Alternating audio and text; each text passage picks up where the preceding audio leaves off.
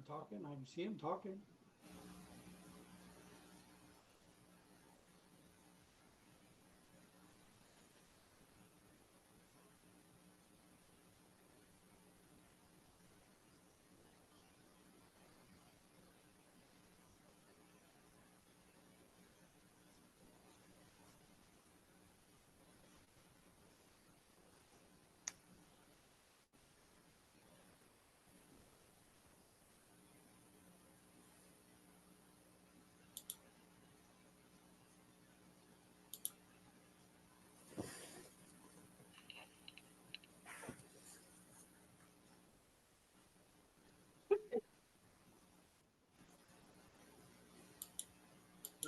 I gotta get the fucking full screen.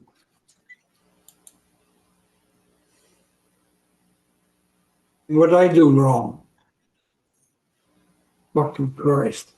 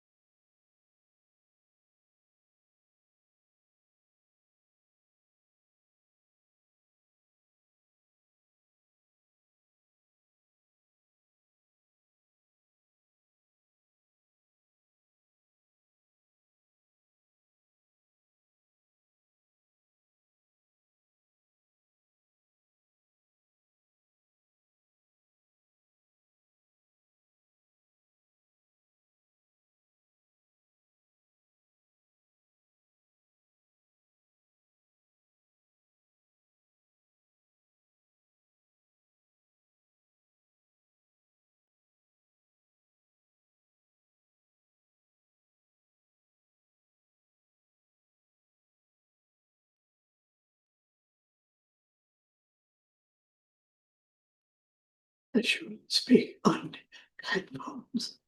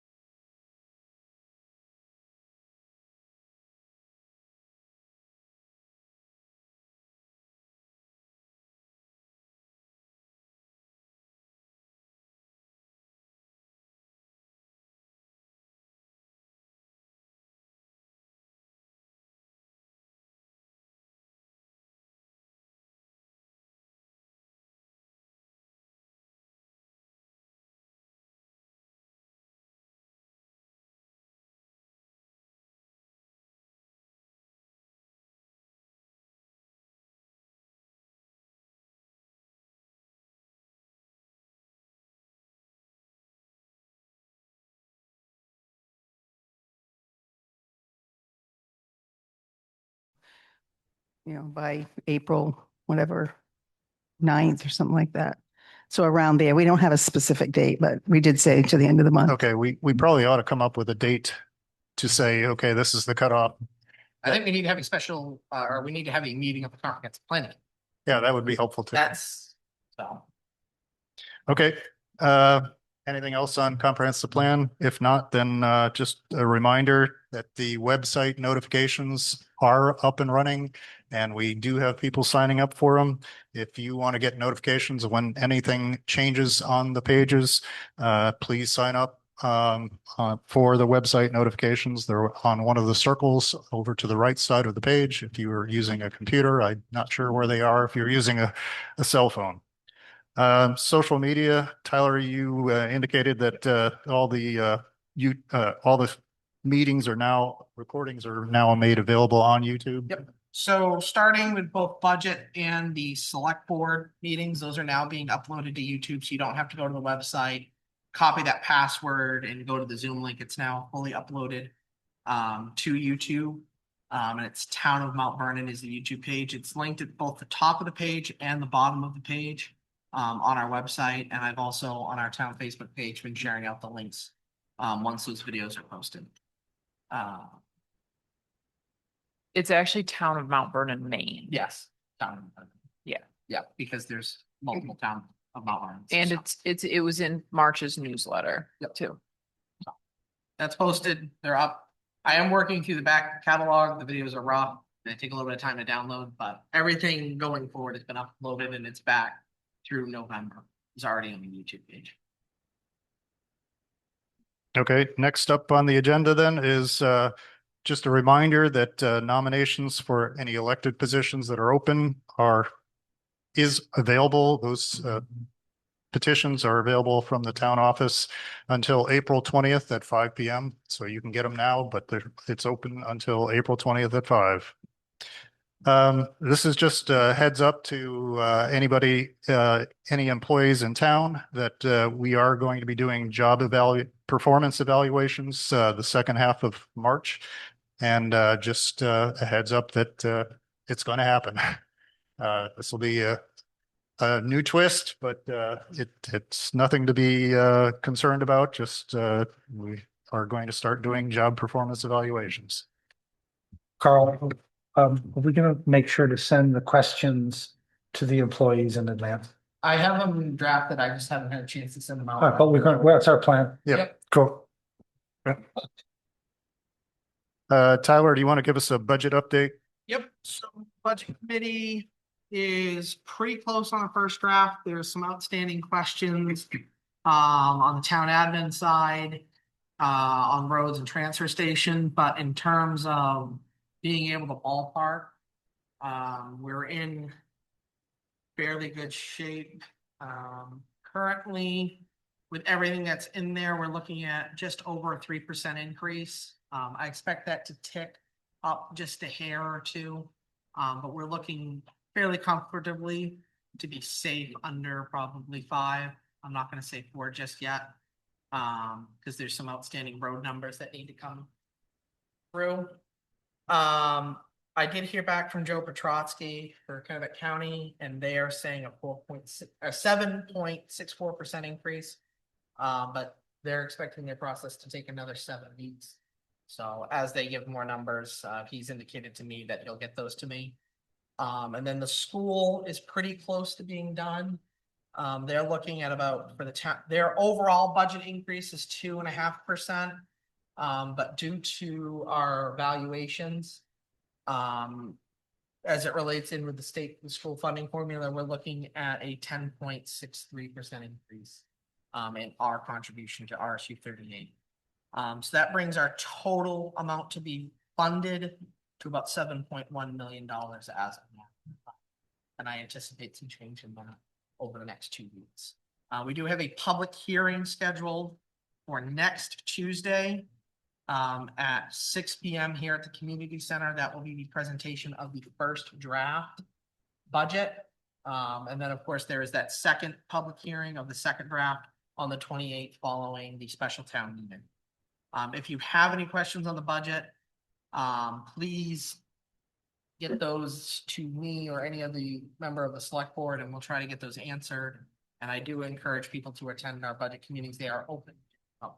Will you have a printed version of the budget available on the website before that meeting? Yes, after tomorrow night's meeting, I will be posting the first draft spreadsheet.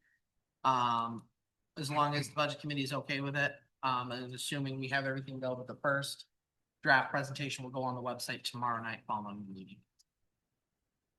Okay, anything else? That's it on my end. Okay, Blake Hill Bridge update, nothing, sorry, Tom?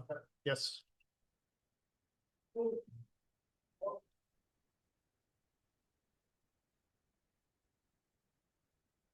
Everybody's getting a 2% increase. You're saying ours is 6%. And Just a wild guess, how many hundreds of thousands does that mean we gotta go up? 500. Okay, no, not, okay, we pay 2%, that's normal. But you know what I'm saying, what are we So- going, So if we were paying 2%, you know, which is what everybody else is. No, so the other towns are closer to 5%. So what happened is the total school budget's gone up 2.5%. The required contributions by the state, which is what we have to pay as a percentage, is going up a lot more than that. Okay. So basically, the state is giving them less money, forcing us as the town of Mount Vernon to pick up the tab. Mhm. And the way the funding formula works out, where 50% is based off property values and 50% is student population, Mount Vernon's getting hit very hard because our student population has come down, but our property values have skyrocketed over the last 3 years. No, I just was understanding 2% to 6%. I thought we. Yeah, so the 2% is their top number, but if you look at the required contribution, it's gone up fairly significantly. Okay, coming back to the Blake Hill Bridge update, not much has happened there in the past 2 weeks. But the unveiling of the east side abutment, it has happened, I think, by the wind. So, it looks pretty. We'll have a picture posted on on Facebook and the website, probably tomorrow. Dan, I know that you've had 2 RFPs for the community center ramps. Can you give us an update on that? Well, they're out, sorry, that's a little close. They're out and we've been talking to contractors almost every day. So we're expecting a good number of bids. If you're thinking about it, we encourage you all to submit bids. First bid is for the removal of the old ramp, the moving of the generator, propane tanks, and leveling of the ground. And the other is for the construction of the ADA ramp. There's one other piece that I wanted to throw out. Tyler, you said that your budget was yet to be adjusted. That's good because we got a small budget item from the ADA committee. So for the rest of you, we, in pulling together, getting advice to make sure that the ramp perfectly ADA compliant, we touched base with a unit, the premier ADA facilities unit in Maine called Alpha One. And Christopher Root has been doing some good work on that. They can do an audit for us.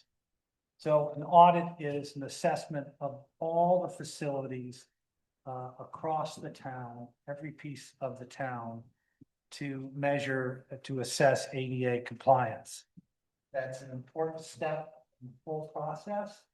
We were worried that it might be quite expensive. They could do that this year for us for $4,500. So I don't know if that could be something as a separate warrant, or as part of another of the budget. But we're hoping that we can get our study done this year for $4,500. And then if there are significant changes that need to be made, that is a part of next year's budget. So the study first, aim for a big change. Okay, So sounds I good. don't know whether or not, this other separate warrant, Tyler, are you ready to hear that? He's trying to adjust your microphone. Sorry, all of the audio. What do you all think? It's a grant that we have or can get for $4,500. Is, It is a service that we can get for a discount for the fund. oh, so we would have to come up with $4,500. I see. Members of the committee are working hard on grant opportunities for Hoyt branch. Our is to get grant up. We don't have those secured yet. If we get those grants, give the town back its money. But for the time being, we'd like to put in this year's warrant, $4,500 for ADA compliance study. Okay, and that would be for our annual town meeting warrant. Yes. Okay. I don't know if it falls into a broader piece, public committee members, or if it should be a separate one. But you guys could do it. Karen Mayor's Pond Road again. Quick question on that, just to confirm. So 4,500 would be the study, and that would be on the 26 to 27 year, right? And then whatever they come up with, prioritized and try and budget through 27, 28, depending on what it is. Right. Okay. And yeah, we It may can, not be big ticket. it might not. It's probably a lot of small stuff that is a big deal to people. We have a meeting tomorrow night, so if Tyler doesn't get back to you right now, we can talk about it tomorrow night. Yeah. Half of our I plan- committee's here. I'll be there too. Okay, so I just want to confirm the years. Got it. Yeah, that's the idea. Pay for it the next. Okay, anything else on the community center ramps? Or ADA? Okay, so just letting everybody know that we're intending to purchase a smart thermostat for the town office so that the temperatures are lowered during off hours as opposed to during the day. I don't think there's really anything to discuss there. It makes sense. I think we just can do that.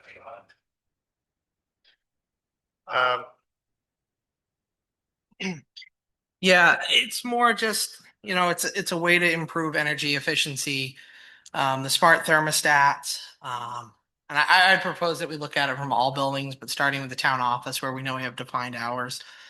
So the heat it turns the heat up when we know people are going to be there, automatically turns it down and hopefully save.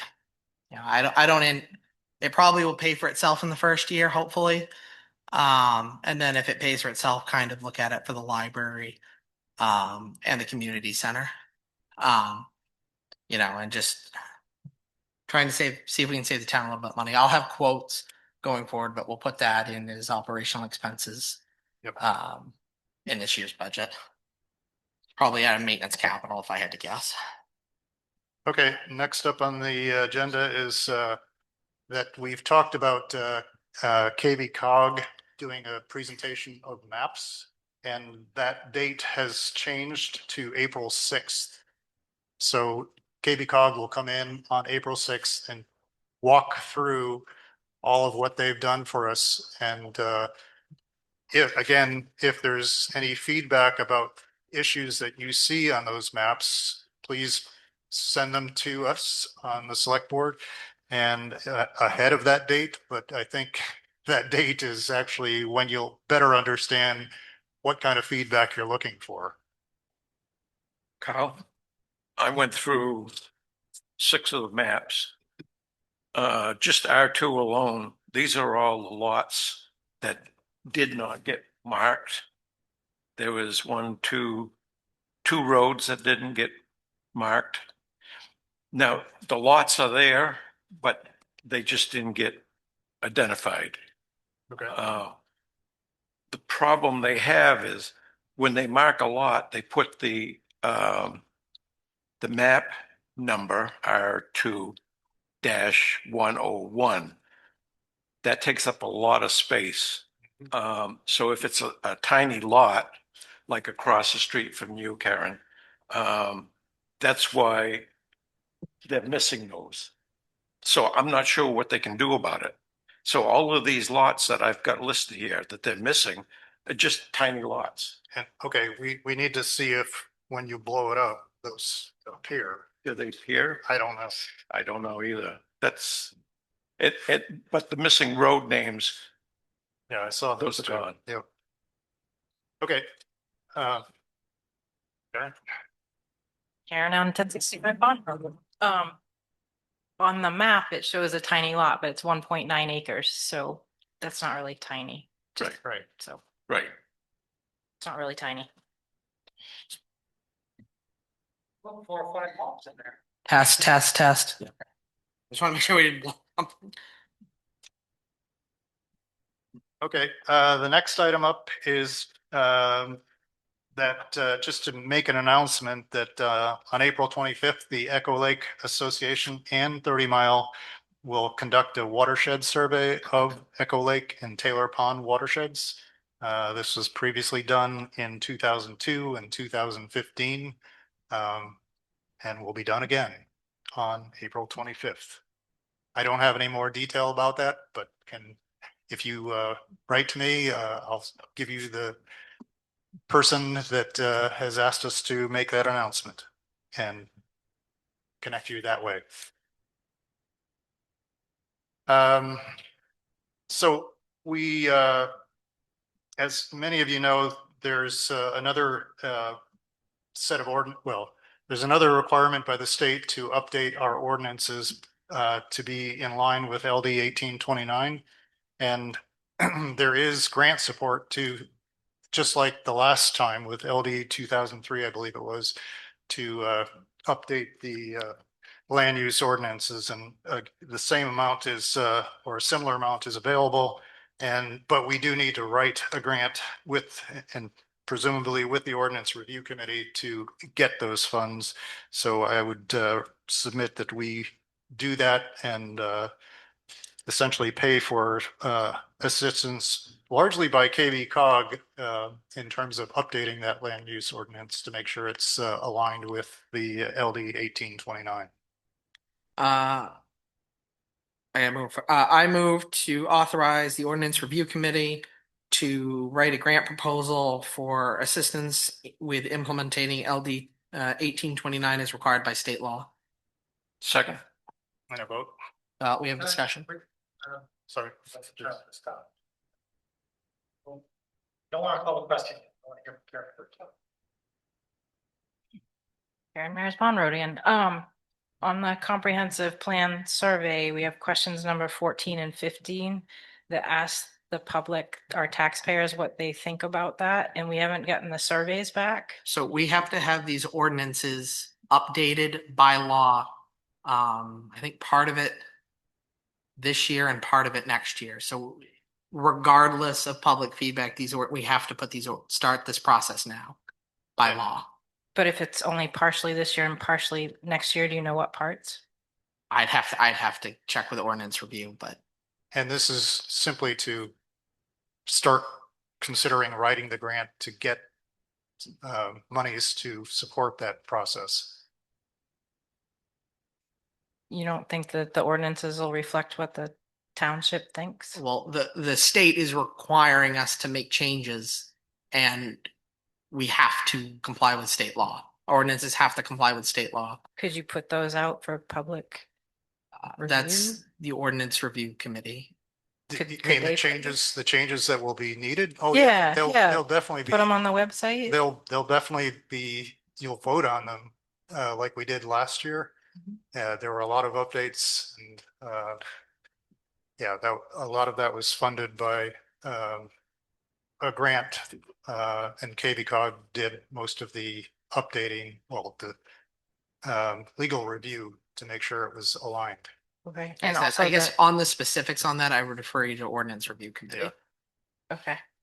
And they had a list of priorities. Was this on? This is their top Their priority. top priority? Yeah. Okay. Because they have to get it done. So half this year and half next year. I believe, I know there was parts of it that had to be implemented sooner rather than later. I just don't know the specifics. So I'd refer you to them. Okay. I will reach out. Thank you. Okay, any other questions on that? Next up is that we have Jason, you're going to speak to a couple of RFPs that we want to consider for fire extinguisher maintenance. Oh, we need to vote, Carl. Oh, sorry. Oh, yeah. Oh, I paused it. We didn't vote. All right. 5-0. Sorry. So, at the request of the select board, and Carl, I had drawn up an RFQ, which was for the fire protection life safety system inspections for the town, including all town buildings. So that would include the fire extinguishers, any sprinkler systems if they had them, also including alarm systems. So the way it ended up, I basically came up with, and I think you all received a copy of it, the select board at least. But basically the RFQ is asking for, if you folks wanted to do that, the question was brought up whether it should go all inclusive or not. So there's two ways that we could request it. You could do the all inclusive, which is the one that I proposed here. I think you'll get better pricing as far as having your fire alarms and sprinklers all included in that pricing. But at the very least, if you're nesting all the fire extinguishers again under one proposal, you could break it down. I'm just not sure you'll get as good of a price from companies, but you do limit probably the number of companies that could make proposals to you. I can read through all of this, but I don't think it's necessary, but I have a hard copy if you need it. I can leave that with you. Can you just identify a few of the, 2 or 3 of the top items? Yep, so fire extinguishers and inspections, they fall under the NFPA 10. We had 3 at the transfer station, 5 at the library. Community center had 2. Town office had 2, and the fire station has 16. Annual inspections would include tagging and replacement.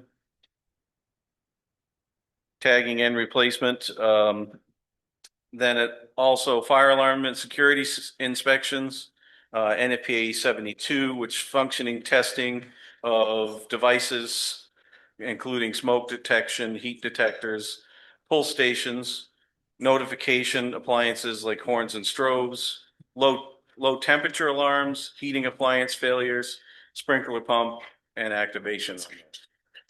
Okay. And then it just goes on to the sprinkler also is included in that price. Basically, the fire station has all 3. The town office has fire extinguishers and the security system listed. And then the library, community center, and transfer station just have the fire extinguishers. Well, my take on this is I would want to defer to you. I have no idea whether or not it should be 2 separate RFPs or 1. What's your suggestion?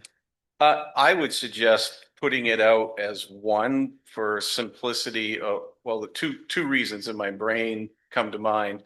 1 is simplicity for dealing with the contractors and also billing. And then secondly, the other reason and rational in my head is that you should be able to get a longer term at a cheaper price. Yep. In other words, more than 1 year. Sometimes you get a cheaper price negotiating out at least 2 to 3 years. Some places even allow you to go up to 5, and that's really up to you folks, how far out you really want to bid. But Yeah, I just wondered whether it would make sense to get a breakout of the prices, but also ask for a packaged price. yep, and I think in this, it does break it out. We could actually ask for it to be specifically broken out of what savings would be. I can go back and wordsmith the pricing tables, but it does list the cost by building. So that Okay. that was in my mind, eventually it becomes a bill back to each department. Right. So it's easier for the treasurer to break it down into budgets. Yep. But I think I can do that with this. Break it down and ask for a individual by item breakout and then also by a grouped. Is that what you're asking? That's what I'm Yep. asking, but I am just asking that because it's interesting information and Yep. I don't know if it adds any value. Yeah, and it may, the only value, I'm not saying the only value, but probably the biggest value is the idea that you might have more people bidding on just fire extinguishers, for instance. Some companies only deal in specific areas. But I think, and correct me if I'm wrong, I think our goal is to have 1 contract for all of these services. So that way we're bundling all of that together and it's easier to track and maintain and. I certainly think you'll get better pricing from the vendors because they're I looking for stability and grabbing a lot at one time. Right, but I think just from a management perspective too, that having that all under 1 contract would be at least a time saver for us in tracking everything. So how would they get into buildings? Can they use the box box? They couldn't use the Knox box system, but I mean, they could certainly, what I would suggest for the vendor would be to go for instance, at the university system, we make them go to our main office. They sign in, they get a set of keys for those areas and that from the main office. And then when they're done, they return those keys. One, it's a check-in, so you know that they're there. If there's a problem, then you know maybe who it was, who caused the problem. And it's a check-in, check-out system.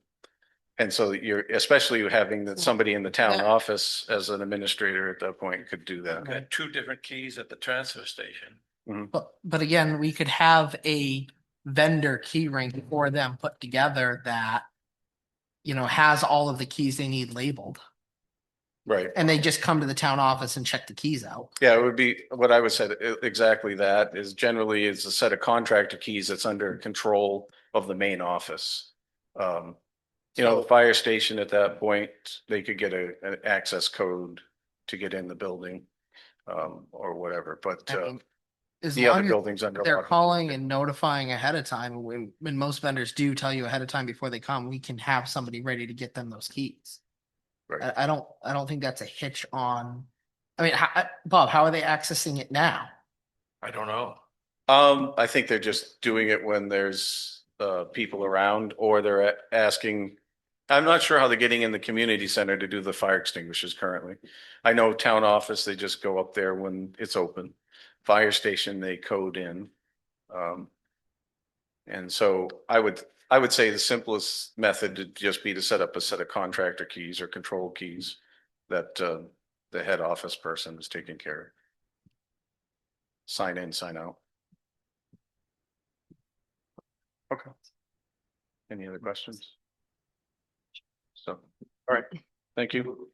I will, what I can do is work on another that gives them an option just to bid on just one. And that if that makes sense. Yeah, I was asking just because you could get, it seems to me you can get both pieces of information, i.e. broken down, but also a package deal to see that you Mhm. are getting a package deal, but Yep, no, and I think that's easy enough to break out. And there may be a company that says, look, I want to just bid on fire extinguishers. And that, if that's, at that point, we can take that under consideration if it's But- half the cost. yeah, but by the same token, to Tyler's point, if we are looking for a bundled package, that makes sense too. Yep. Okay. Thank you. All right, one other item for the fire station is that there's, I understand you're using DSL services now for your internet. Yes, And we want to transition either to Fidium fiber or to Spectrum internet. Spectrum Fiber. fire. Spectrum doesn't have fiber here. Yes, they do No, now. they don't. They still, well, No, they're, because the Belgrade Road, you can't get Fidium, okay, well, that's. and that's- it's Spectrum Fiber. The other day. They were, okay. Yeah, That's so brand new. I did some research on this because I was just doing some Googling. So the Belgrade Road has Spectrum Fiber, the North Road has Fidium Fiber. So the building touches both sides. So I just don't know if they're gonna check the address and be like, well, it's Belgrade Road, you have to go, but the building touches the North Road. So that's why there's both. Okay, But right now I checked it last, fire department's paying $85 a month for DSL. Fiber is either going to be cheaper or about the same price. So there won't be necessarily a budget savings, but it's well, a it's gonna better. be a little bit more probably because this is a business. Okay. The business pricing is what we Yeah. pay. I think one benefit might be, particularly if we end up with a new contractor, or even if we stay with the current contractor for the alarm system, is if it's on the fiber, then there's a good chance that they can do cellular to fiber connection point, which means I can drop some of those phone lines. Right now, I currently have to have 5 phone lines. So if I can drop at least 2, maybe even 3 of those 5 phone lines, that would definitely save us a bunch of money.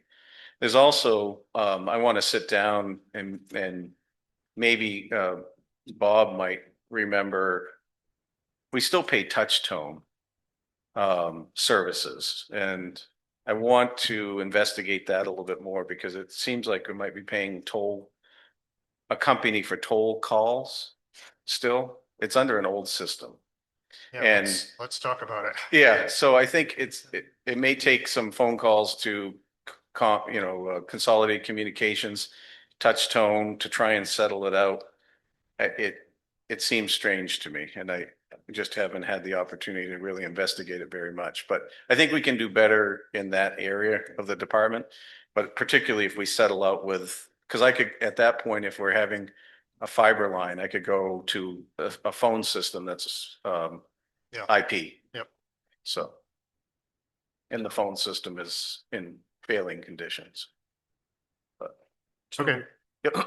I move to authorize the fire department to switch out their DSL connection for a fiber service.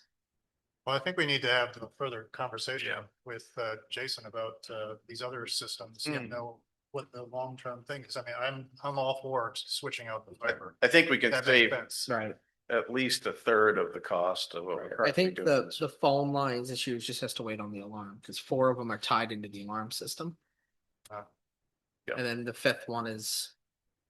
Fifth one is it's a backup line for the communication center, so. But, yeah, so I agree, and I think it probably will take a few of our heads together to try and decipher what used to be the norm and what should be the new norm, so to speak. Okay, let's find out what the prices are. Okay. Okay. Yeah. And then proceed with it. Okay, thank you. Thank you. Next item on the agenda, any other questions about fire department?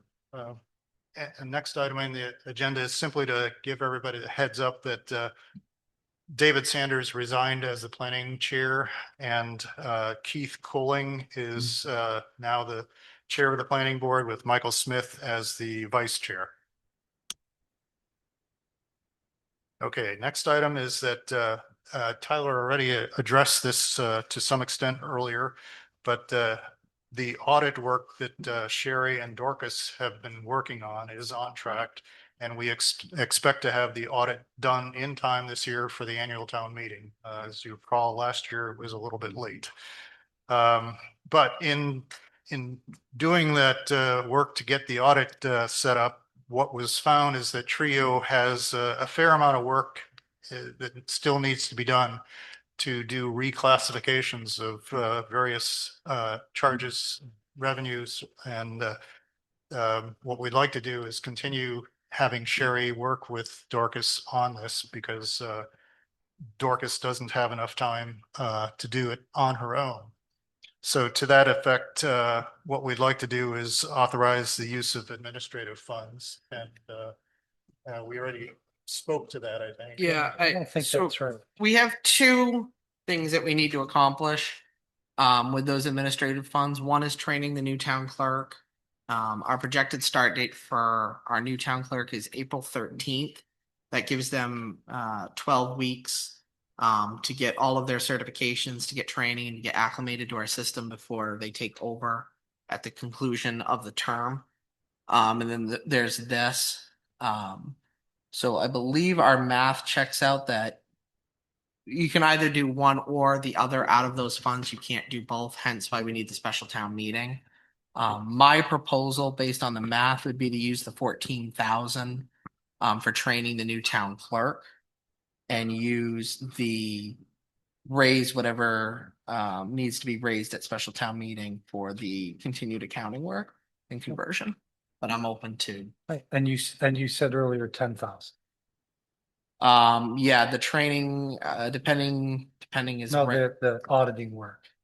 I believe is 10. What you said was, I don't No, care either way, but Up to 10,000. for the auditing work. Yeah. Right. And use the 14 here for Well, the training. it's auditing and Trio configuration work. Yeah. That's fine, but the 14 here, so this wouldn't be right. We use this 14 for the, Train the new town Clerk. clerk yeah, got it. and use the other, and use the funds raised at special town meeting Right. for the auditing and conversion work.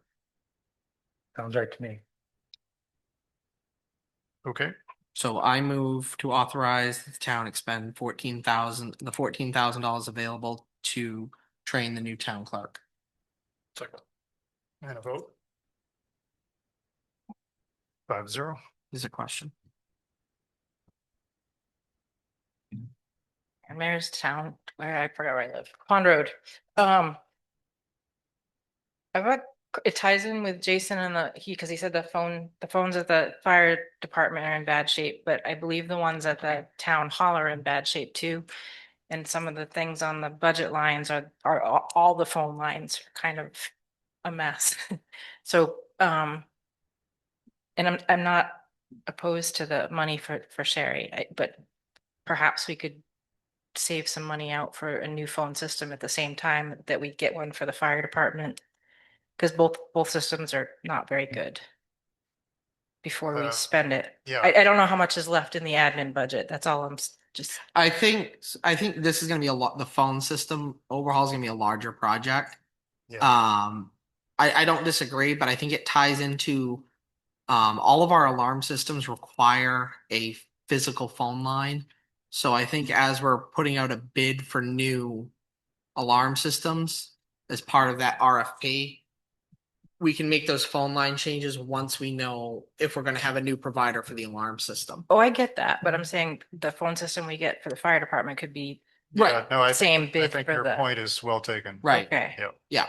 I don't disagree. I'm just saying I don't think we can do it on this budget cycle. I think it's gonna be part of next budget cycle. But we have 14,000 all we have left on the admin budget. Yeah. Something in that ballpark, yes. I'm glad that you can see numbers clearly. Thank you. Um, I was surprised. all right, already spoke about annual employee training. Bob, do you want to speak to that? We need to schedule annual training for everybody to understand MSDS's. Okay, yes, we recorded your session last year, Jason, and I think we can have them just go to the town website.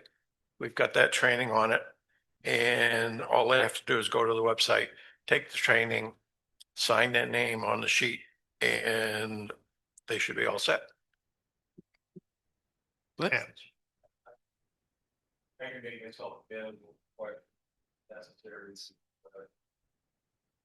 And does every town employee need to take that training? Yes.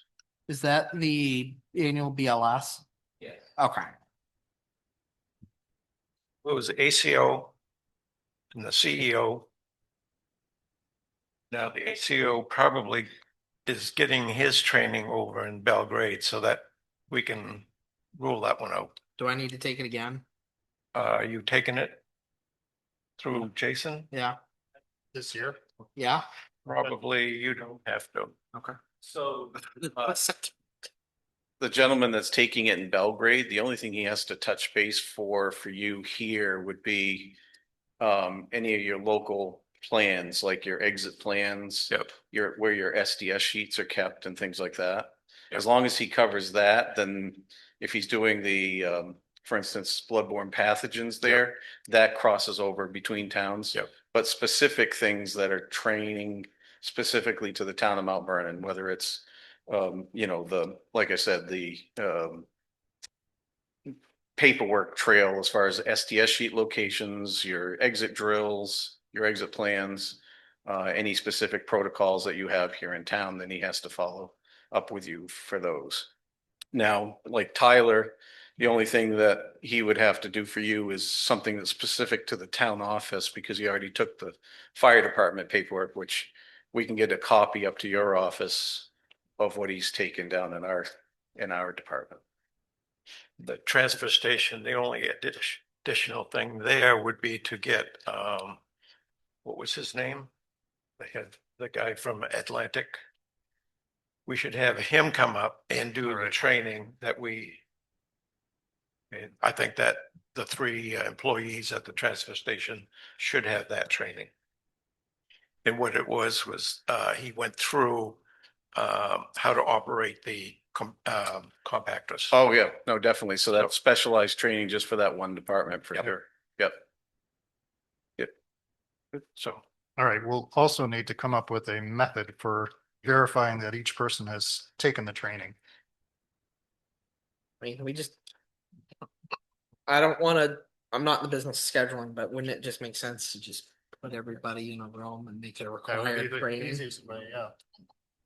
You know, a Friday or something at the town office, even if it's at night. I know. Oh, it's rough.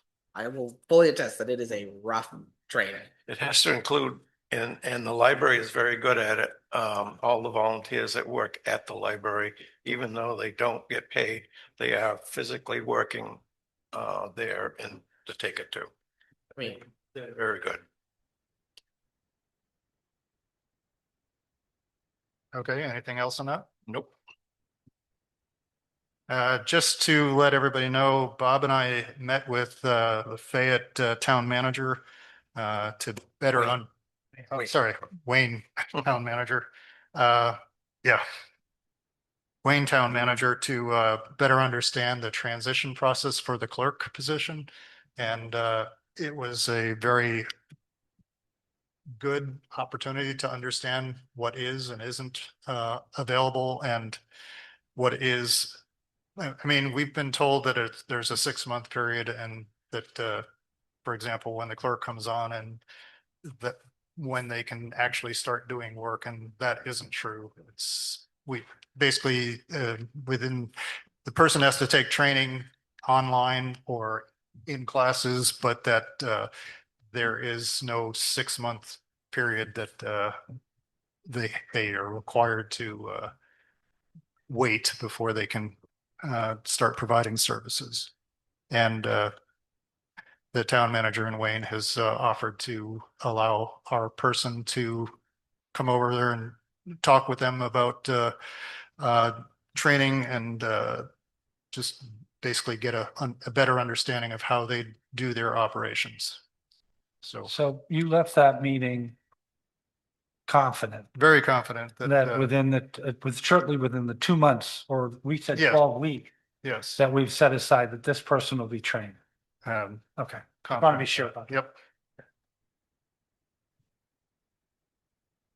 Okay, Tyler, you're up now for discussing the new town operations coordinator position. Yes, so as part of our, give me a second.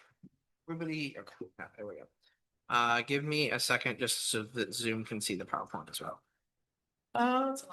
No, I need I'm missing a remote. Oh, right there. Got it. Oop. Nope. Come on. I pre-programmed all of this. Let's see if my programming. Nope, it didn't. Big screen. Glad I have my head. There we go.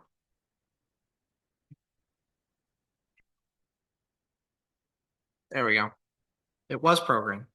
All right. So what we want to do is take the 3 of the 4 part-time positions in the town office, along with the deputy clerk's position, and make it into one kind of operations coordinator within the town office. So this person would, handle some of the day-to-day tasks that maybe slip through the cracks because we're juggling all these part-time positions, and really centralize in a professional 40-hour week. So currently we have 3 positions that we're looking to consolidate. The deputy clerk, which is 32 hours a week, the admin assistant, which is 20 hours a week, and the deputy treasurer's position, which is 5 hours a week, which is a total labor hour of 57 hours. The change would be, and there's some challenges that you have siloed responsibility. This person isn't, can't help with admin stuff when there's downtime because they're only the deputy clerk. They can't help the treasurer. They can't help us. And we're having a lot of issues with scheduling at the town office. And there's a higher administrative burden because we're managing 3 employees. So the proposed solution is to consolidate. This would be a 40-hour a week, non-exempt position, meaning they are not exempt from overtime, but we are not going to budget for overtime. And in order to complement that, there is what's called flexing their time, where if they need to stay late or come to a select board meetings at night, they can flex their in-office hours. But it would be a 40-hour week reporting to the select board for overall, but they would still get guidance from the town clerk and the treasurer as it relates to those matters. And here's kind of that what this looks like. So you have, you're cutting 17 hours of staff time, but you have one dedicated person to kind of oversee all of this. It's a centralized person in the town office that can be an admin assistant to the select board, that can back up the treasurer, the clerk, and make sure that we have plenty of staffing available at the town office if you need to register your car, pay your property taxes and whatnot. And then also assist the treasurer in payroll and warrant preparation. And again, making sure we have attendance on our meeting. And what does this overall do? So instead of 3 individuals knowing a little bit, you have one person that knows a lot. And it concentrates that staff effort to be flexible in what they're doing, when they're doing it, but still have that coverage in the town office backing up the town clerk. It's a cross-trained position, so they can back up the treasurer and assist the treasurer if the treasurer's out, back up the town clerk when the town clerk is out, and all, but again, be in the office and provide us the administrative assistance that we need, because we're all 5 of us are part-time volunteers essentially. So this is somebody in the office that can take feedback, get it to us, we can address it at our next meeting and make more informed decisions. You know, there's research work that we need done during the day. For myself, I'm not taking PTO to do that.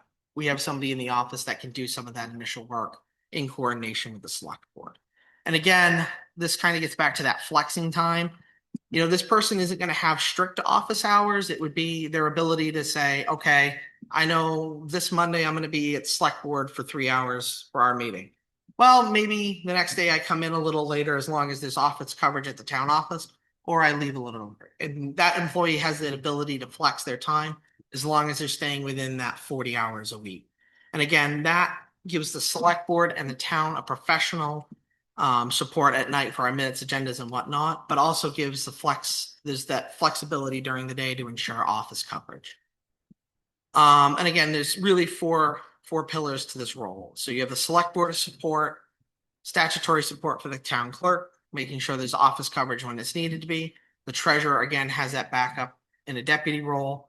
And we'd also like to have, you know, that general, when you call in for general assistance, that person is doing the screening so that the administrator can spend more time actually processing that application. And again, kind of going back to that town clerk, the town clerk is still the lead in the office. You know, they set the policies and procedures on how the town office operates. They still have full control over elections and all of their statutory requirements. This person functions as their deputy. And they would be involved in that hiring process. Same again with the treasurer. You know, there's always going to be a backup in the office. If the treasurer's out, this person steps in, backs up the treasurer. Clerk's out, they step in and back up the clerk. But again, in seasons when we have, you know, there's a rush, whether it's the audit season for the treasurer or, you know, tax season and elections for the clerk, this person can focus more of their time to assist them and scale back on those other positions. And again, it would be a back and forth between the select board, the treasurer and the deputy clerk to make sure we're prioritizing that person's time in a way that is most effective for the town. But again, instead of having these desperate and dispersed positions, we have one person that's flexing between the 3 roles. And again, why does this fits our town? It gives us a professional administrator that's in the office all the time. It allows us to have a go-to person during the day. That if you can't get a hold of a select board member, there's somebody in the office whose role it is to be that go-to person. And it gives us just a person to kind of coordinate when we say we're looking at benefits and we need to contact MMA. We have that person who's in the office and can make those phone calls. And we're consolidating down an inefficiency to a more efficient use of staff time overall. And those are kind of that final summary. So I've sent out a draft job description kind of to that effect. And I guess I'll open the floor for comment. Well, let me just say real first, I think you did a good job summarizing our conversations. The one thing I do want to say, this is not a deputy clerk. This is in some ways a co-equal, as a person that can help the clerk. That's how I kind of seems like a deputy clerk, but this person would probably make about as much as the clerk. This is a trained professional. This is not a, a deputy clerk. That's at least that's not what we were thinking. So anyway. Karen Maris Pond Road, 3 questions. One, can you put this on the Yeah, this is on our website? So website. I can't read it. Yep. It's a lovely TV, but I can't read it. Yep. Second, so what is gonna be the pay on that? We haven't, We haven't set necessarily, it's gonna be the same rate as the town clerk. Well, that wasn't posted on the job description either, so. Well, because we're still in, as part of, we're going from a bunch of part-time positions, so the rate's gonna be higher. We're still internally discussing that, but it's gonna be similar to what the town clerk is at now, so in and around between $27 and $30 an hour. Because the town clerk right now is at 27 an hour. And I had a third question, but I forgot it.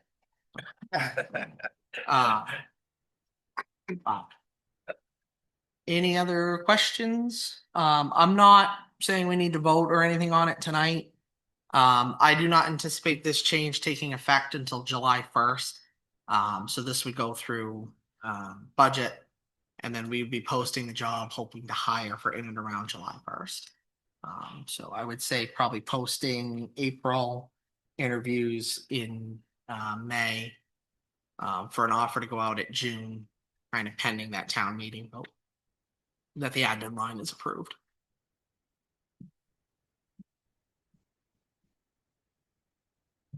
Any other questions? If you do have any, please feel free to email me and I can kind of respond in any way that I can. All right. All right, so next up, we have Leslie Marcos here to talk about the school budget. And so Leslie, would you mind coming to the microphone and giving us an update on where the school budget is and what we can expect? Hi, good to see some of you again. Noah also on the school board with me. I'm on the budget committee. So Tyler asked me to come, but not knowing exactly what you're going to be looking for. Right now, we're 2 drafts in on the budget. Everything does get posted to YouTube, all of the school board meetings, in which Dr. Smith has done a phenomenal job this year to really outline very clearly how things have flowed as they've come to us. Some significant differences that we weren't necessarily expecting was the ED 279 formula came in lower with funding back to us than it has in the past. It was about $640,000 less than it was in the previous year. Some of that understanding was there were some revaluations done throughout the towns. The simple description around the formula, as we sort of broadly talk about it, is if the state thinks that we can afford to put in more money ourselves, then they give us less and expect us to do so. So that's sort of what has happened here. Another not a huge nut in the grand scheme of things was that there was some a CATSI financial cost that's come back through to us. I don't thoroughly still remember what the details were around that. We're sharing it. I don't think it's at a final state where the communities sharing CATSI have come to the exact place where what type of financial line that comes to our budget. We do look at remembering that benefits and wages are about 80% of our school's budget. We have done a lot of work around enrollment and understanding where our enrollment lives and where enrollment trends. Enrollment continues to decline in our school district. Dr. Smith's done a lot of work around that. So when we have declining enrollment and we have revaluations that transfer some burden back to our local contributions, and our ED 279 doesn't come in as high as we would like, we're in negotiations for about 3 negotiated agreements with staff in the district. So there's always wiggle room there on how some of that will come in. We're still waiting, I think, for a final number around health insurance benefits. We're always waiting a little bit longer around some fuel information. Those are things that can change each year. Our facilities, our high school is 50 years old this year in 2026. So we have aging facilities. There's a whole different committee that looks at our facilities. You know, that last year we had a full audit of all of our assets. We didn't make it high enough in the list for the state for us to have had funding for building a new school, any number of new schools. We ended up quite low on the list as far as not being of the particular need. But out of that, we have a full audit for all of our assets in order to prioritize the things that we need. The biggest goal being that we try to plan, we've factored in a capital improvement budget where we're going to try and planfully tackle some of the things with all of our aging facilities so that they don't become emergent, they don't become significant and unplanned.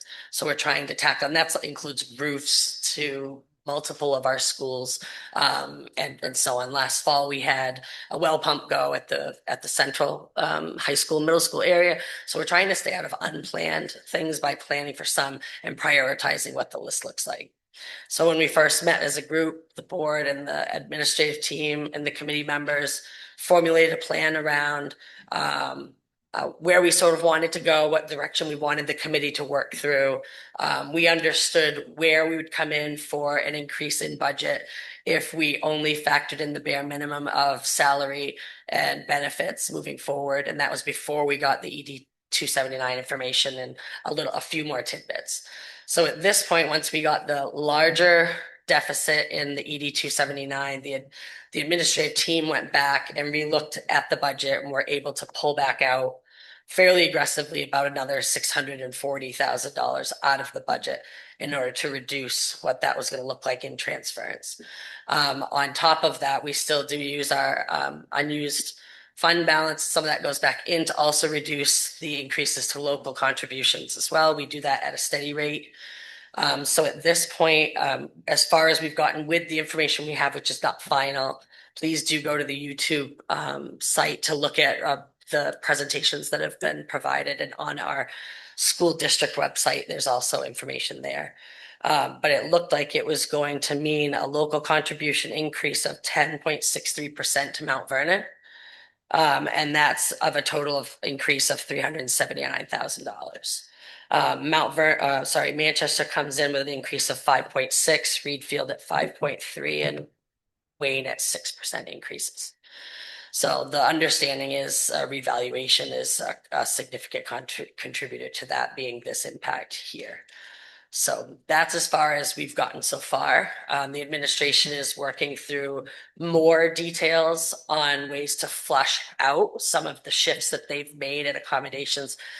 A lot of what they looked at when taking that decrease and tallying that through, it was, we do have some folks that are retiring.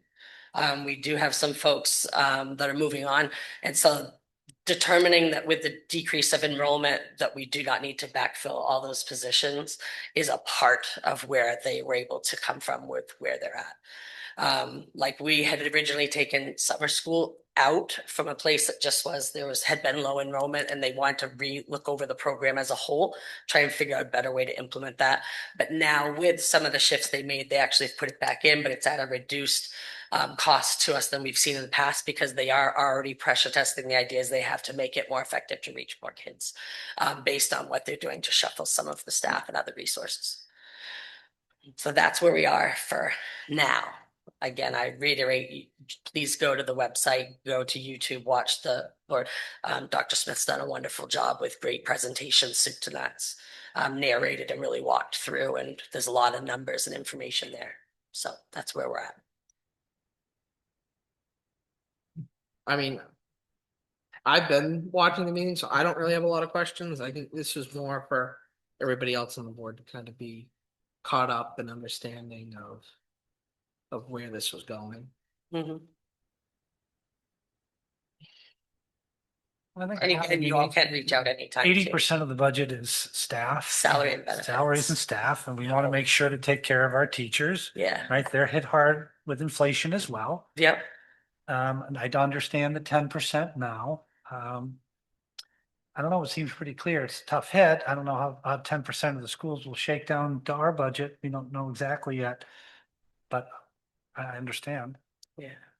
So, in the next budget cycle, if we do a factoring revaluation here, will our, budget that we're paying an additional 10% for this year be reduced appropriately?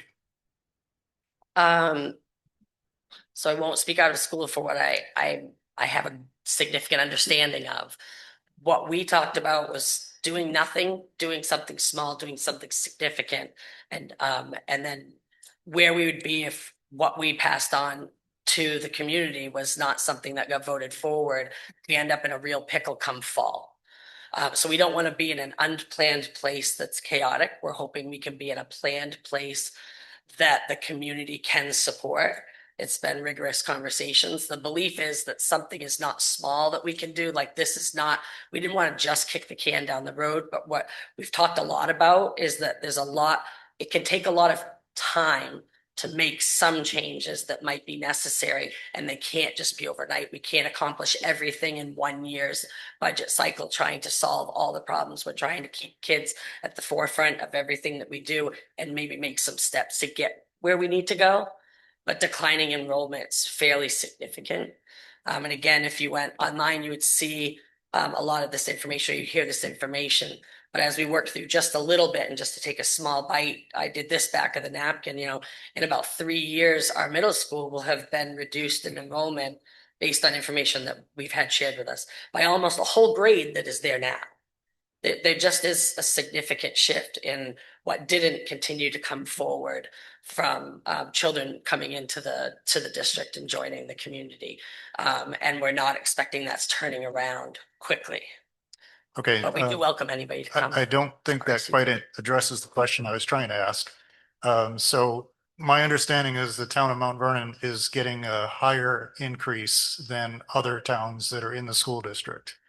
And that's largely because we haven't done where our property prices aren't aligned with the state, at least. Once we do address that issue, I'm assuming that our disproportionate share here, I'll use that term, but that next year when in the budget cycle will be down at least on par with the other communities. Is that reasonable to think? It's a good question. It's not one that I'm qualified to answer. What I'll say is that the increases for each town is a percentage increase of your own of where you sat before. So I don't know if depending on what happens in Mount Vernon, there's always a chance, but this is where if we were at our board meeting, I would ask Mandy to field the question because she would have more information on that than I would. I think it's a 3-year rolling average. So I don't know necessarily if. And that the window is big. Like it's like the window for you to get something done is big, but even though it's the 3-year rolling Yeah, average. it's. Nope. I would say no. Because our evaluation, our town evaluation is almost the same as Reedfield. And it's almost the same as Manchester. So that's telling us that we have some very valuable, That's crazy. very valuable properties along the lakes. Yeah, That so puts our value up. what it is it's the state valuation that they're Right, using. It's a right. 3-year average of the state valuation. And correct me if I'm wrong, is Mount Vernon has a lot of lake frontage. Yeah. And we've also had a decline in our student population. So what's happening is we have Mount Vernon has less and less students, but our properties are becoming more and more valuable. So the way the state funding formula works is it says, well, your properties are more value, you can afford to pay more. And that's effectively what's happening. Right. And Doesn't mean you're going to get another 10% increase next Right. year, or 10% the next year. what I think it'll this year is really the first year that is factoring into that 3-year rolling average. But again, I think it's not just an issue with the school. I think it's an issue with the state formula, and I think the school is pushing back on the state that this isn't working. But Well, you know, we're going to have a discussion about our reevaluation process soon. And I think residents should understand that we need a reevaluation, and a lot of people are going to be paying more in local taxes, in Mount Vernon taxes, than maybe they should, if not for the reevaluation. So it's time that we do that. It doesn't mean people's taxes are going to go up. I mean, it's a myth out there. Some people's taxes are going to go up, but it's a rebalancing of the it's a tax burden. rebalancing. So anyhow, but a question on that, how much do we know is student population decline, in which Carl suggested that it was the the property values that were driving it? Do we know, is it half and half? On the additional local contribution, it's half and half. 8279 is a bit more complex. I will say I looked at the data, and correct me if I'm wrong, but I think it's a 25% drop in student populations. How does that compare to the other towns? It's 25% across the Oh, we're the board. same as all the others, Kat? Right. Which is stunning. But Mount Vernon, Over the last 20 years, it's been a Oh. 25 drop, and they're projecting another 25% drop over the next 10. people should have babies. COVID did not create more Oh, yeah. babies. It's Yeah, know what? There's no baby boom out of COVID when you were. Nobody I was- don't know how I'm gonna get this on the camera, and this is on the school's website. But it's basically after COVID, it's just straight lines down. The most recent school board meeting had a great presentation, lots of Yeah. line charts for you to see just how things have changed. Right now, enrollment, as far as numbers of students, Manchester has I believe this is K through 12. Manchester has 342 students. Mount Vernon has 215 students.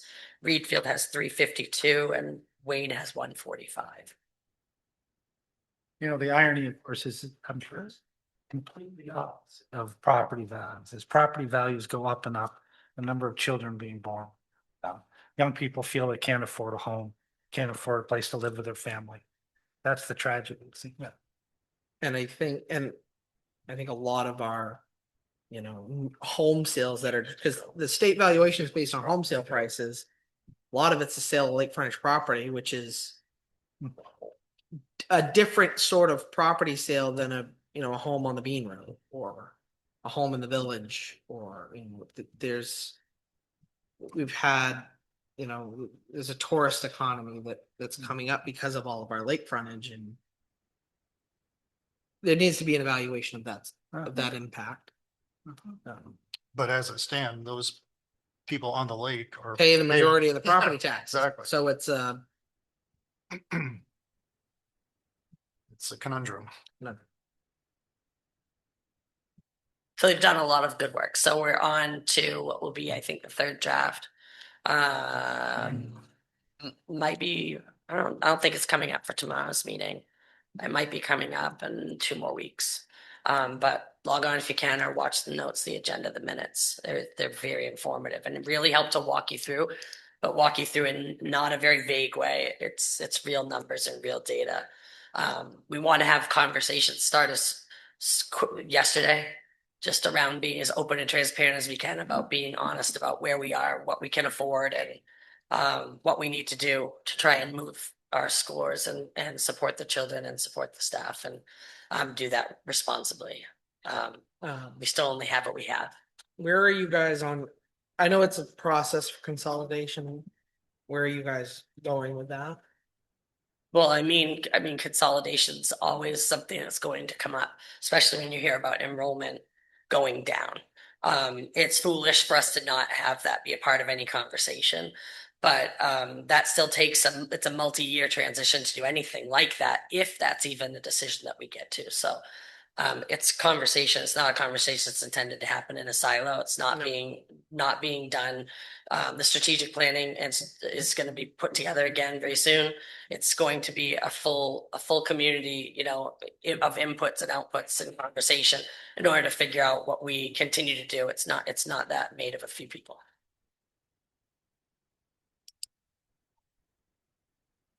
John?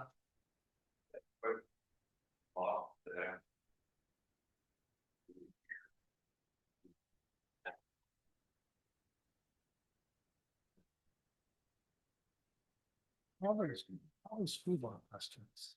Yeah, are these more school board questions or? I would say, I would defer you to the school board.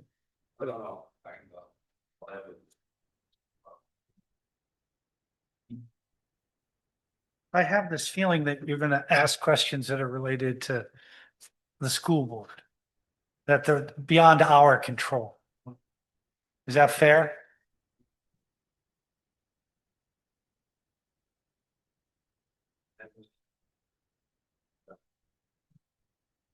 Yeah. Right.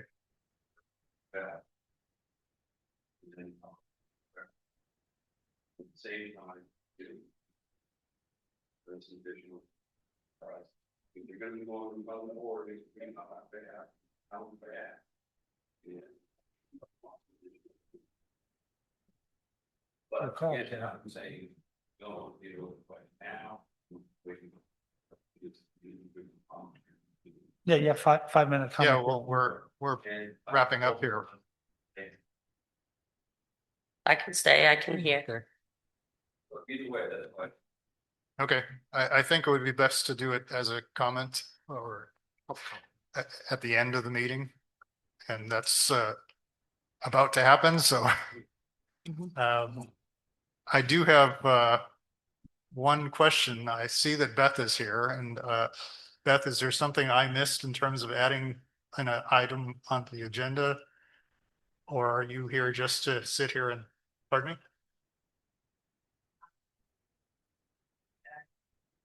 Oh. Uh-oh.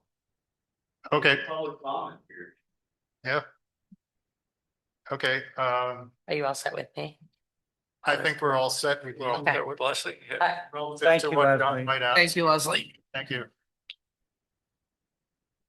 So, Oh, I have one too. They're not here tonight. The Vienna Historical Society made a request to the budget committee for a $10,000 one-time allotment. The budget committee recommended to us on the select board that instead of asking them to gather signatures, that we could just say that we'll put it on the warrant as a special item. Given that there's a lot of artifacts at the Vienna Historical Society that belong to the town of Mount Vernon. So they had asked at this meeting if we would consider doing that it would be a separate line item on the warrant in June to appropriate a one-time $10,000 capital improvement for them to basically, and Karen, correct me if I'm wrong here. Basically, the building where they store all the artifacts in has some serious structural issues they're trying to address. And they need 20,000 and they're asking the town of Mount Vernon for 10. I would say the timing is bad. We have a very tight budget, so I know. So the select board would, correct me if I'm wrong, the select board approves the final budget proposal. Yes, so with the special request, there's two ways it can get on the warrant. It can either get petitions, or we can say that we support the initiative and we're going to put it on the warrant. The budget committee agreed to recommend to us that we do it that way. And I've already factored it into the budget.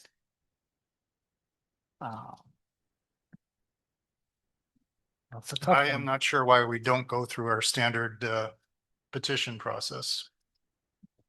The rationale that the budget committee had was that because there are Mount Vernon artifacts and Mount Vernon documents, that it would be preserving Mount Vernon history, and that's why we wouldn't go through that process.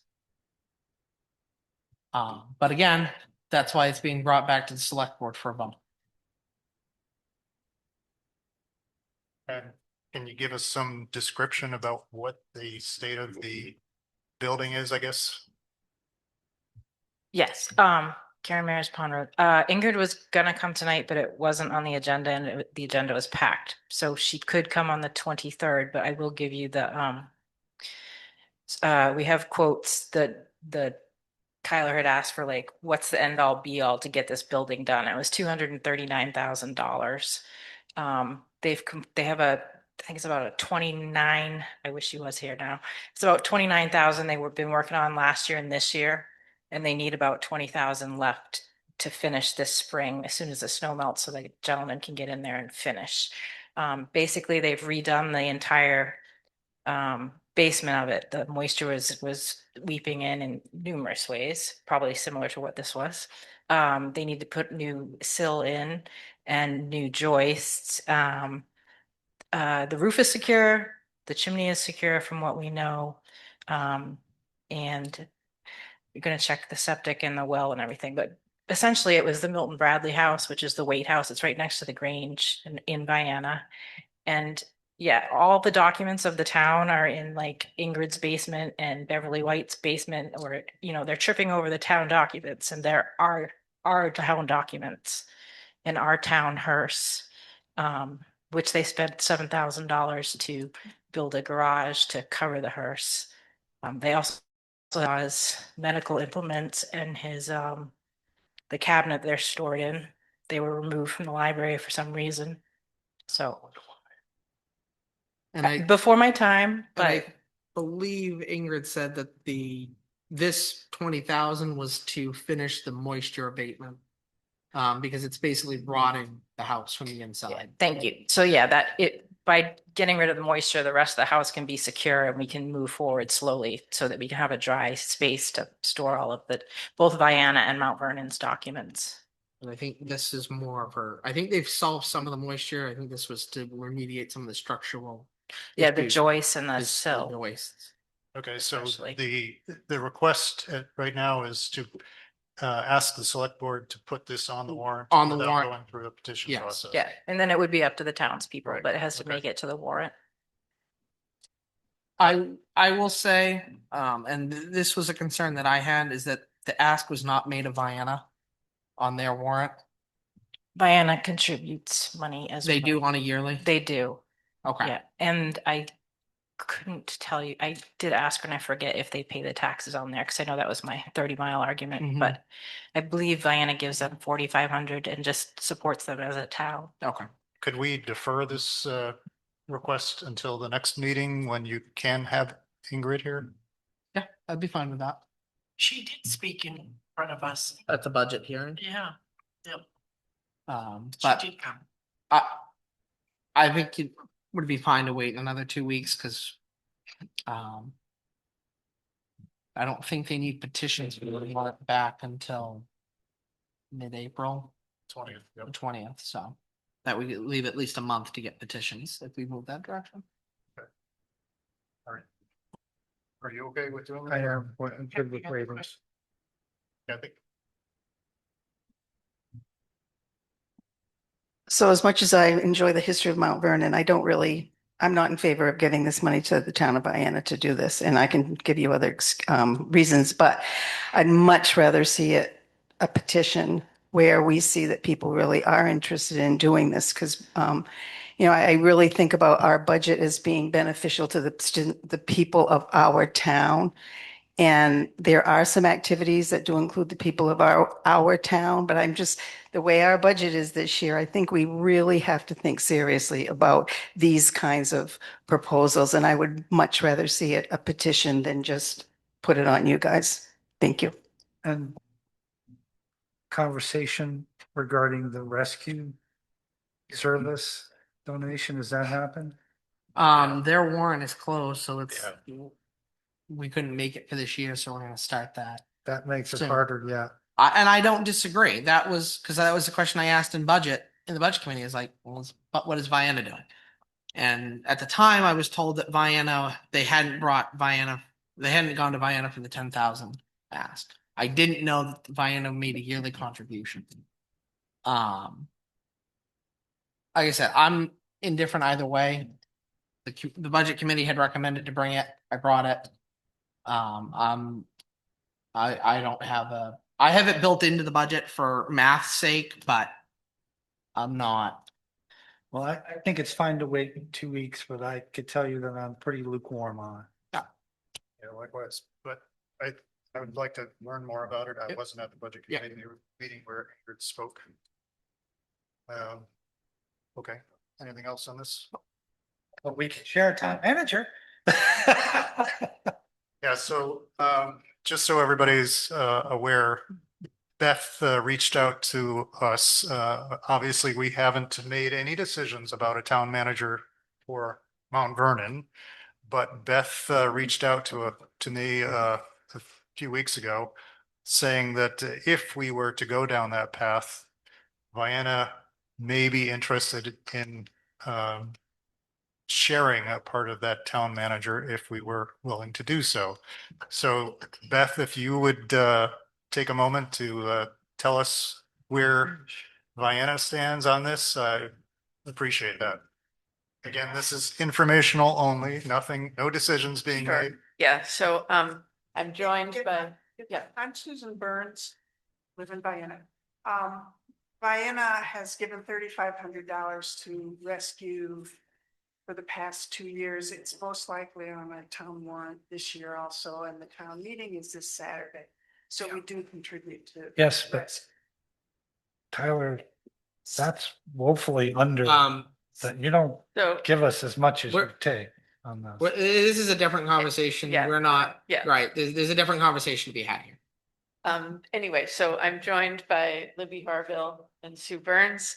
And I actually also am your health officer, so I'm sorry I haven't had a chance to meet all of you. Yeah, so the three of us decided we wanted to explore the town manager position for Vienna.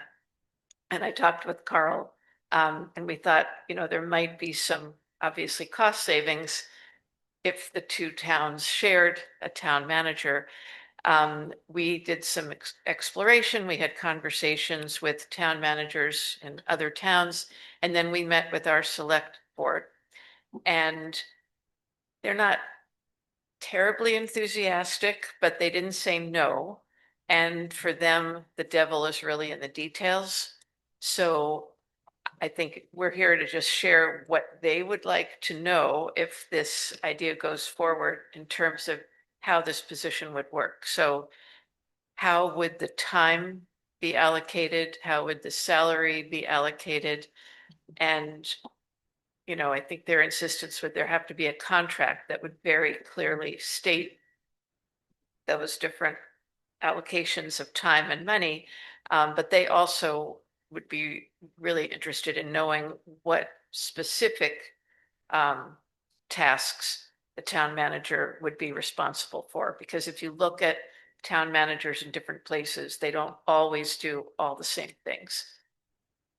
So I think at some point, obviously, there needs to be a conversation between the two select boards, but we're here just trying to do some groundwork for them.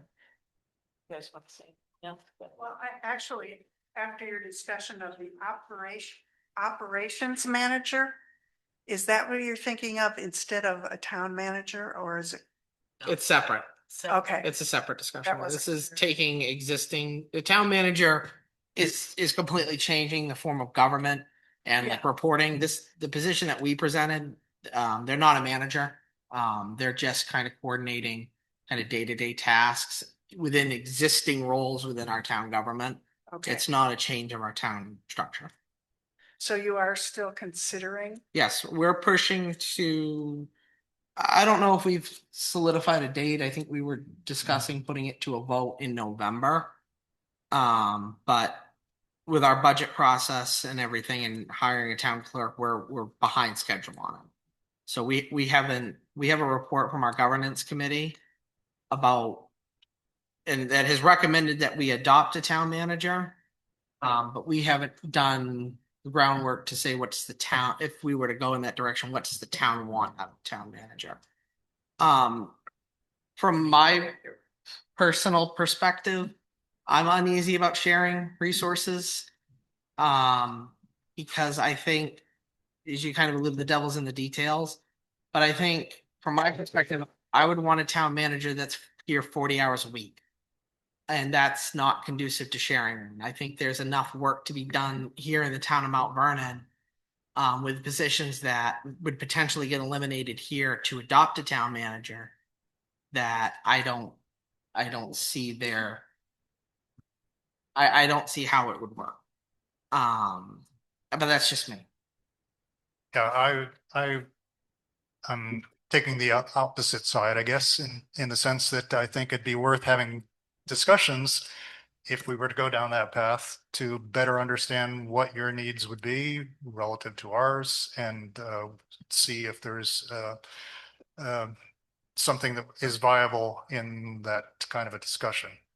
I don't want to, I think it's, you know, an interesting and potentially viable way to lower the costs of a town manager for both of our communities. And given that we are both, we're neighboring communities and share so many different events and capabilities, I think it'd be worth having a discussion. I talked with Chris today about us going, we just went to a 5-person board. And I mentioned that to him and the advantages of going to that. So that might be something that Diana might want to do. Yeah, we kind of have a hard time finding 3. We're a much smaller town and I think there's no way we can afford a town manager on our own. So that's why we thought if there were a possibility to have somebody 1 day a week, or something like that, it might provide some benefits. I mean, our whole structure is completely different from what I'm seeing here. But anyway, I guess what would the next step be? I assume you want to discuss it among yourselves and Well, yeah, I think that for the town of Mount Vernon, we still need to have public hearings about a town manager, and I think we could potentially add to it the possibility of sharing, but I think it's very early for us Okay. to say there's something definitive that we could do. I mean, I just don't know. right. Okay, so what should we bring back to Diana? Big goose egg. Right. We don't have I anything think to tell you. I think it's helpful to have you say that this is of interest and that we should perhaps have additional talks if the town manager role is something that Mount Vernon is likely to put on a ballot. Okay. Let me ask you a question. So you went out to other towns. We had a governance committee do the same thing. You went to other towns and talked to them about their managers. Is that what you 3 did? Yeah, well, we spoke to Mark in Fayette, Uh-huh. and then there was also the town up in Stephanie County. Fournier. She's the town manager for 3 towns. Oh, Now I'm gonna forget what the 3 towns are unless I grab my papers.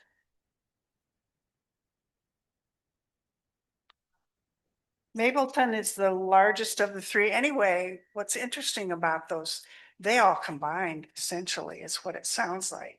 So they have 1 town meeting. yes.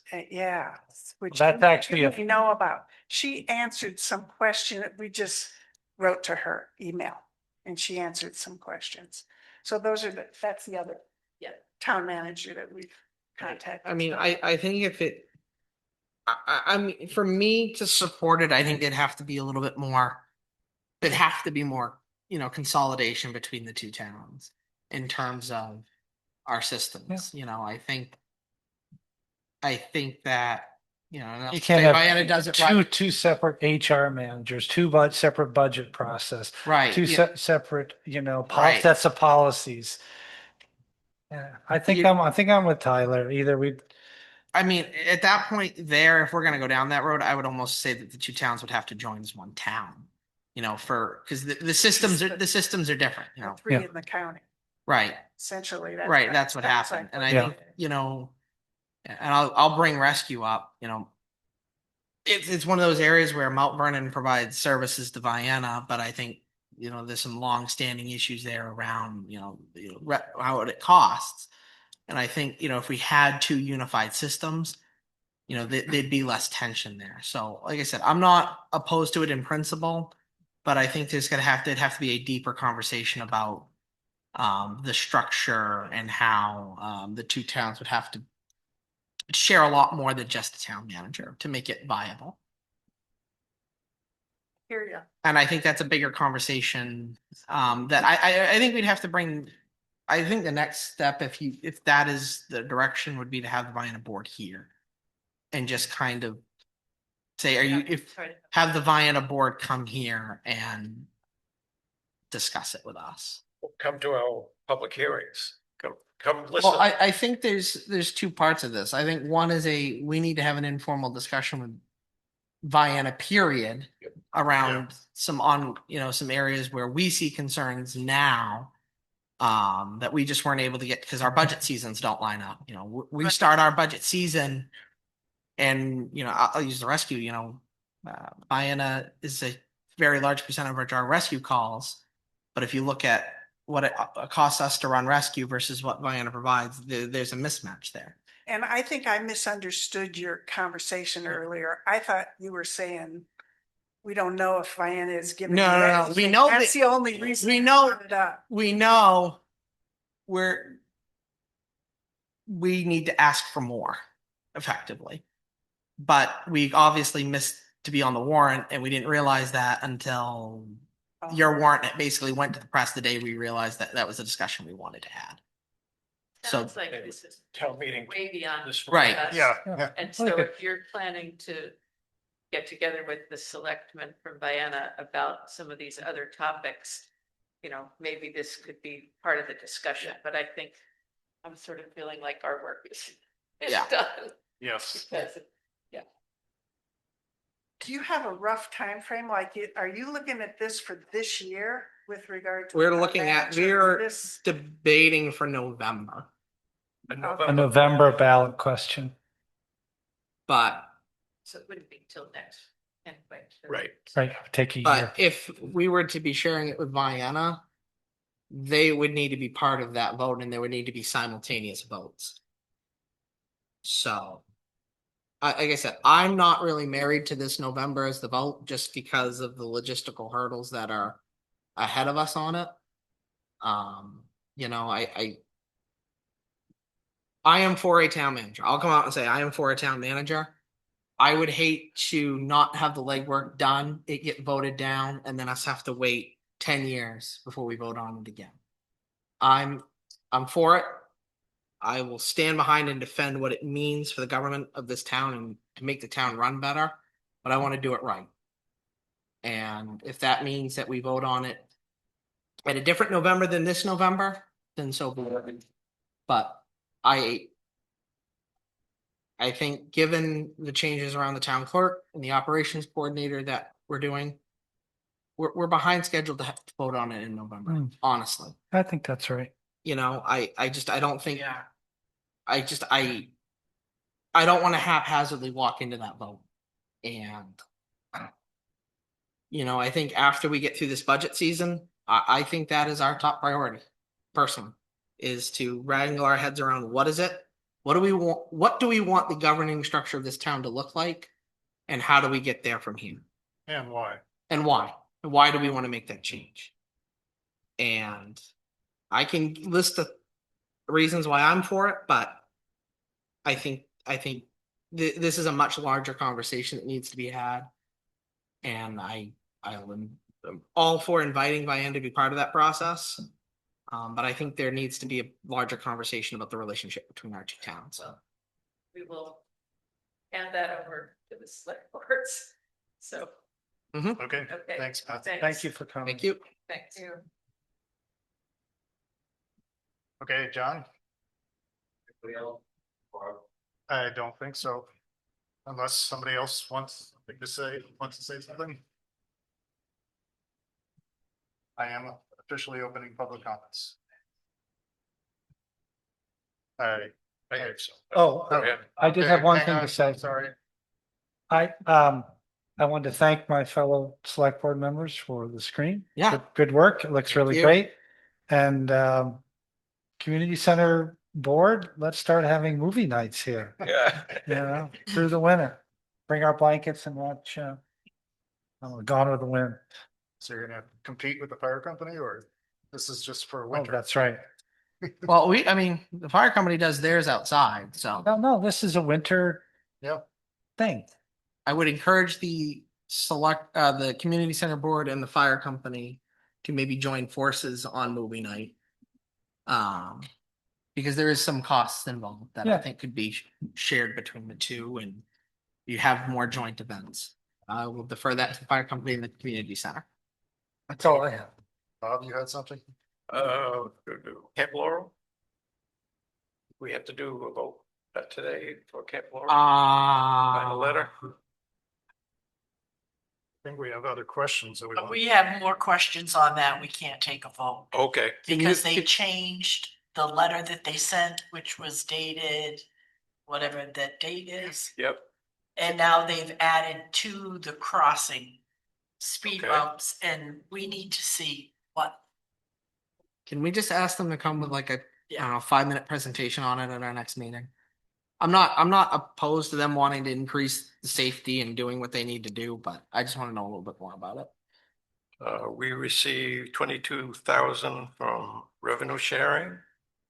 And we got $4,000 from Charter Communications, must be our franchise fees. That's decreased from last year. That may, well, how much of a decrease? I thought it was 1,000? 6,000 last year. Let's see. I think that's it. Franchise fees. Yep. That's it. Okay, can I open the floor to the public? Yep. Bring it Yes. per person. Yep, John. Okay, I'm not gonna waste my time. When I first came in here and I got this resounding, go talk to the school board. I get the sense that you guys have already made your decisions and you don't even want to hear from me. Is this correct or incorrect? Which Not decisions? to me, I want to hear what you have to say. Okay, thank you for keeping an open mind. Yeah. So since I was here the last time, they did come up with $200,000 more, as you heard. That's 900,000 to offset the 10% increase, but it's not offsetting the end 10%, 10% still there. So I've been working with Mandy since January to look at the unassigned balance and where they're at with all of that. And so I did put a little proposal together that I sent it to the superintendent last week. And I got a really nice email back from her.